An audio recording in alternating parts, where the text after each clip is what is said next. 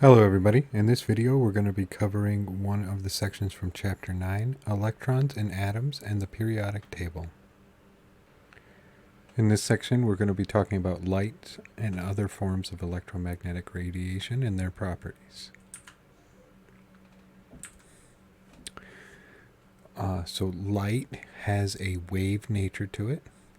It's one of the forms of energy. Specifically, it's a form of energy called electromagnetic radiation. Electromagnetic radiation is made of waves, and it moves through space like waves move across the surface of a pond. So you can think of it like rippling across the surface of a pond, but moving through space instead.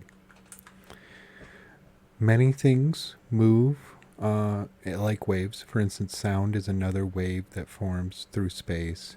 But light travels much, much faster than sound does. You may have noticed that maybe you'll see lightning first, and then you'll hear the sound as it starts to catch up to the light from the lightning. Sound moves at about 340 meters per second, whereas light is moving at 300 million meters per second, so it's much, much faster. Every type of wave has four characteristics that we can use to determine its properties. It has an overall speed, it has a height, typically called the amplitude, it has a length, and it has a frequency. Frequency is the number of wave peaks that pass in a given time. So how many times does that wave move past this fixed point in a given time?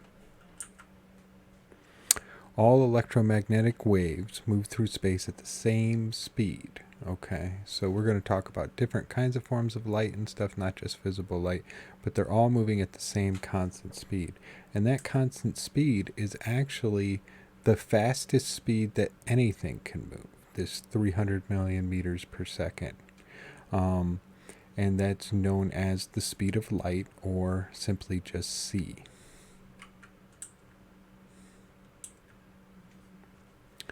The amplitude is the height of the wave. This is the distance from the node to the crest. We're going to talk about what exactly that means, or from the node to the trough.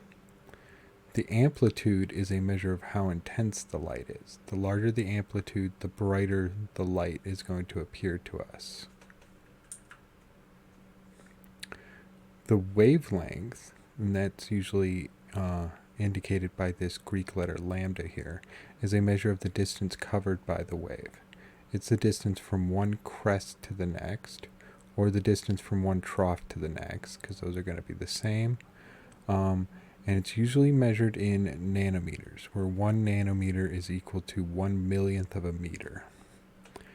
Now, this is kind of hard to understand when I just describe it this way, so let's look at a picture. If I have a wave like this one here, all right, the trough is going to be the bottom point of any one of the waves, and the crest is going to be the top point. If we measure crest to crest, that is going to be the wavelength. The node is this center line that it's moving from.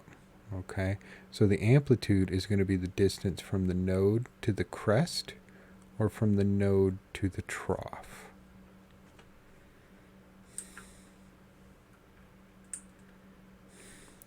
The frequency, which is usually abbreviated with this lowercase Greek letter nu here, is the number of waves that pass a point in a given period of time. The number of waves means the number of cycles that pass over a fixed point. The units of frequency are usually given in hertz. You've probably seen this unit before. And it has units of reciprocal seconds. So a hertz is 1 reciprocal second. All right, so if one wavelength traveled every second through a fixed point, it would have a frequency of 1 hertz, or 1 wavelength per second. The total energy of the light is proportional to the amplitude and frequency of the waves. The larger the wave amplitude, the more force it has. The more frequently the waves strike, the more total force there is.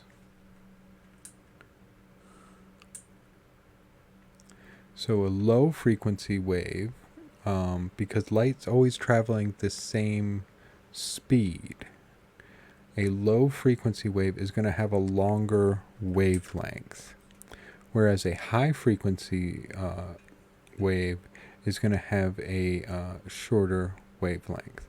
So you can imagine that this is always going to propagate at the same speed. So if it had a longer wavelength, it's going to take it longer to actually cycle through a trough and a crest. If it has a smaller frequency, smaller wavelength, you're going to be able to fit more waves through in any given second. That's going to lead to a high frequency. This simulation helps us to kind of picture waves in action. As we increase the amplitude,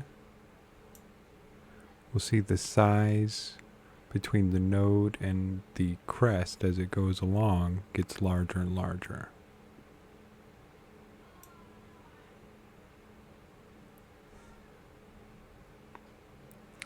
This is the highest frequency that we can have. All right. As we decrease the frequency, we'll see that that has an inverse relationship with the wavelength. The waves get to be longer and longer. That means that if I had any one particular point, like if I picked out this one right here, I'm going to have fewer of the waves pass at any given time.